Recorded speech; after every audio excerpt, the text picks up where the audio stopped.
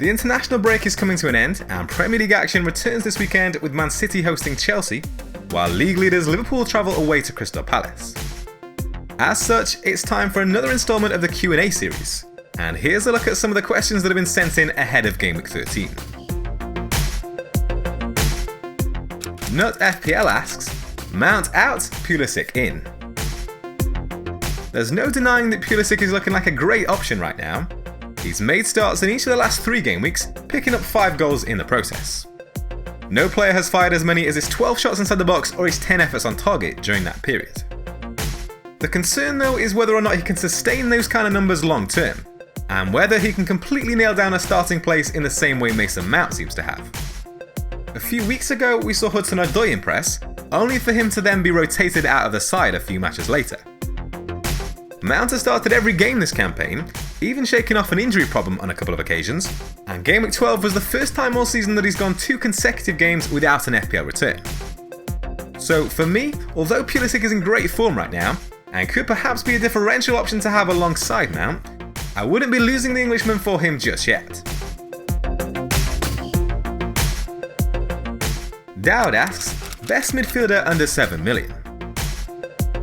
The man we've just mentioned, Mason Mount, ranks top amongst midfielders under 7 million, returning an average of 4.83 points per game this season, while Tielemans is close behind with 4.75. Chelsea face home fixtures against West Ham, Aston Villa and Bournemouth in the next 5 game weeks, while the Foxes also have a favourable run-in. The Leicester midfielders in general have fared well over the last 4 game weeks, where Tielemans was the only player in this group to return more FPL points than Barnes and Perez. Dan Parsons asks, what is the optimum balance of template versus differentials?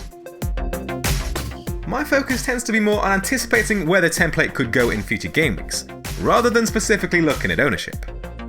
If a player starts to become part of the template, their ownership is bound to increase significantly. So you can look for a player who's been underperforming, but who also has the underlying numbers and the fixtures to come good, knowing that as more and more people buy him, he'll become less and less of a differential. If you can identify that kind of player early, it can really help you make up ground. It's also important to look at differentials not just as individual players with low ownership, but also as combinations of players. So, for example, Mane is owned by almost 36% of all managers, while Salah is owned by around 27%. But collectively, only 3% of managers own both, and even in the top 10,000 squads, only 4.6% of managers own the pair. Uzzal asks, best Liverpool trio to have for the upcoming favourable run of fixtures. Amongst the top 10,000 squads, Mane and Alexander-Arnold are the 2 most owned Liverpool players, and it's hard to argue against the pair. Mane has been their most informed attacking player, with 3 goals and 3 assists in the last 5 game weeks. Alexander-Arnold meanwhile has produced nearly twice as many attempted assists as any teammate. But that third spot alongside them will largely depend on the rest of your squad, and where the space and the budget is. If he's fit and if you can find the funds, Mo Salah is likely to be a strong option ahead of home ties with Brighton, Everton and Watford in the next 5 game weeks. He scored 6 goals in 6 games at Anfield this season, ranking top amongst Liverpool players for total shots, shots on target and expected goals during home matches. Robertson could also be a contender for that 3rd Liverpool spot, having found an attacking return in 3 of the last 4 matches.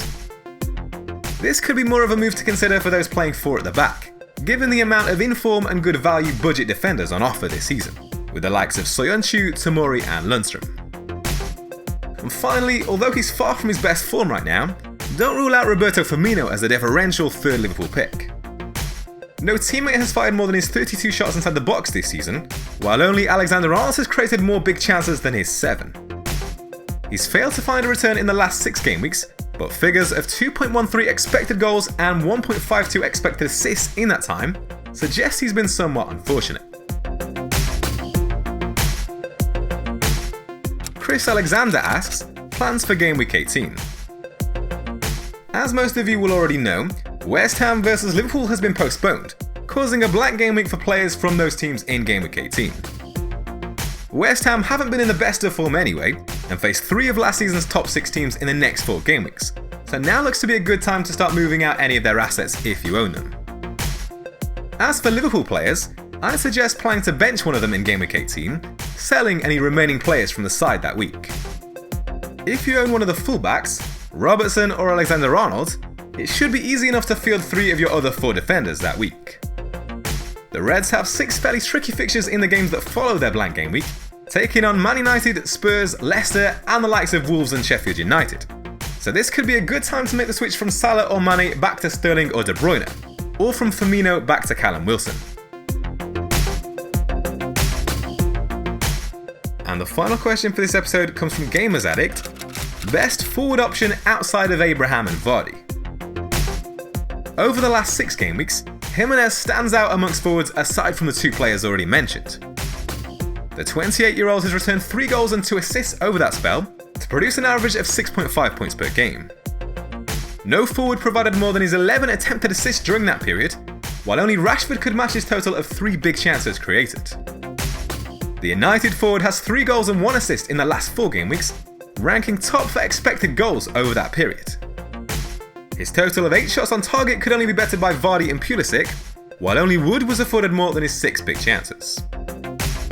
Danny Ings has also fared well in the last 6 game weeks, earning 5 big chances, while only Jesus and Rashford could better his 3.73 expected goals. Saints face Watford, Norwich and West Ham in their next 3 home matches.